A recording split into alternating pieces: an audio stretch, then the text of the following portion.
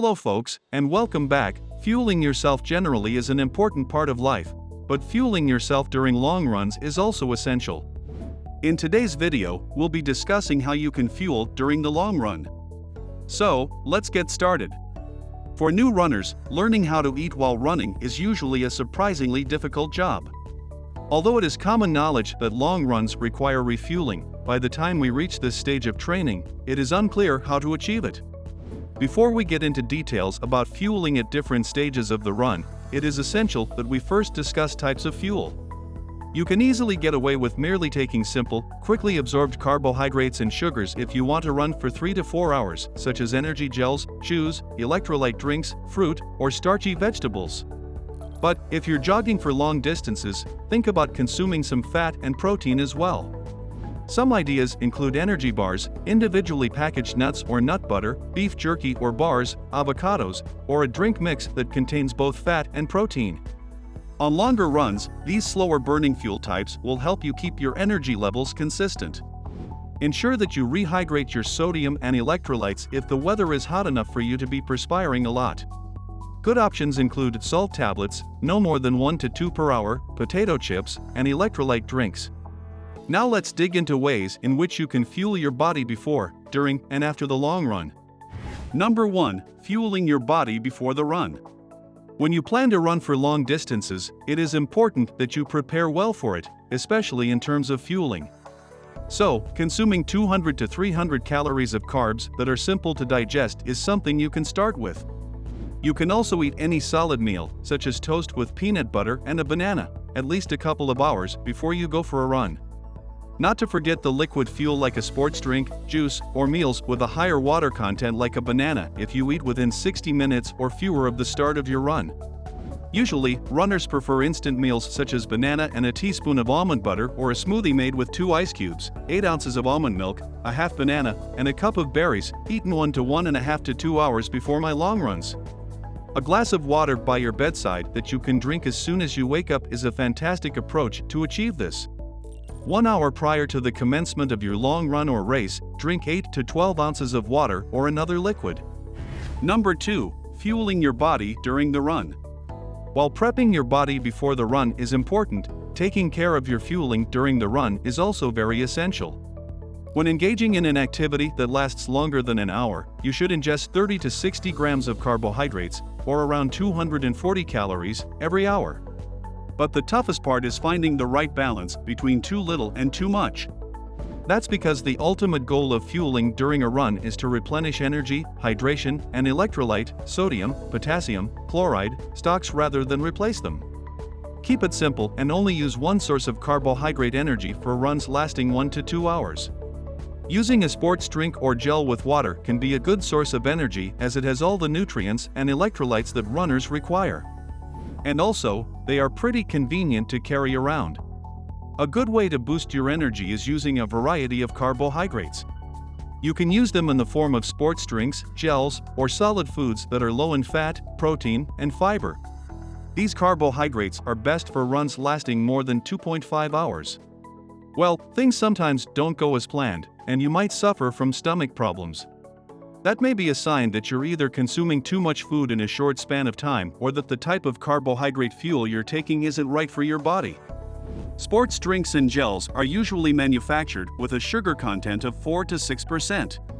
This concentration will rise if you ingest multiple forms of energy at once, which may result in sugar belly problems, nausea, stomach cramping. It is a good idea to spread out your energy use because of this. Drink a sports drink on its own, for instance, and mix a gel with water to dilute it in your system.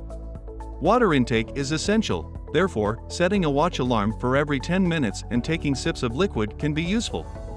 And if that doesn't go well, you can try drinking liquid every 15 to 20 minutes, but instead of sips, you'll have to drink a glass or 2. Number 3. Fueling after the run. Lastly, once you've completed your run, your body will require some fueling. After all, it went through a lot on the track. So, treat your body with a meal or a smoothie with 300 to 400 calories and a 4-to-1 ratio of carbohydrates to protein. But don't forget to consume within 30 minutes of finishing your long run. Why?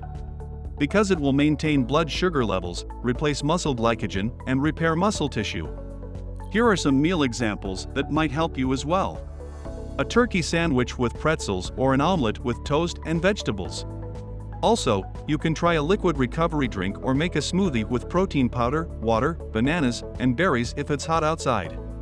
But in winters, beat that cold with a bowl of hot soup. It will surely taste wonderful.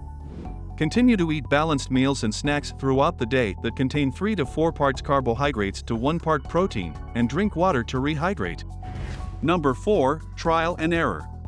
One of the thrills of running is experimenting and learning what makes your particular body's motor buzz. In training, try everything a few times. Some runners have a stomach that is so strong that they are capable of processing practically any type of food intake. If you fit this description, kudos to you. However, familiarize yourself with the nutritional information on items if your stomach is easily upset or prone to sickness, especially when shaking, as jogging frequently does. To determine if it makes a difference, try avoiding products that include common allergies or irritants like gluten, whey, or soy. Bars without gluten or dairy are an alternative. Additionally, if your stomach is sensitive, try to stay away from solid foods. Instead, experiment with items like sports drinks, pureed plant-based foods, dietary shakes, or homemade smoothies. Number 5. Carrying the fuel. Once you're all sorted out about what to eat or drink, the next thing you should be worrying about is how to carry all those calories and fluids in the long run. Fortunately, there are lots of possibilities available thanks to sports equipment producers. You can wear a belt around your waist that carries many small bottles to carry water and other drinks while running, carry a bottle strapped to your hand, or carry a hydration pack strapped to your back while drinking. While none of these are as comfortable as running without having tons of fluid tied to your body, you will grow used to it with time and experience. There are numerous possibilities in the food category as well. If you run with gels, chews, beans, or other small food packs, you can store them in the extra pouches of a Camelback or hydration pack for very long runs. You can carry them in your running shorts or in the pockets of your fuel belts. On the other hand, a waist pack or small backpack is your best option if you prefer to eat solid food, such as the PB&J sandwiches, dill pickles, or potato chips that ultrarunners love so much. Here are a few excellent possibilities for homemade fuel that can be carried around and are packaged in either foil or a plastic zip bag. Boiled sweet potato pieces with salt. Tortillas loaded with turkey and hummus, chocolate hazelnut spread and banana, black beans, and guacamole. Sandwich with peanut butter and jelly. White rice with miso wrapped in seaweed. Nut and fruit combinations such as dates, figs, cranberries, or mango. A handmade energy bar or rice cake. Don't take a chance on dehydration or the dreaded 2-hour strike the next time you go for a long run. Instead, pack what you require to guarantee a secure and efficient run.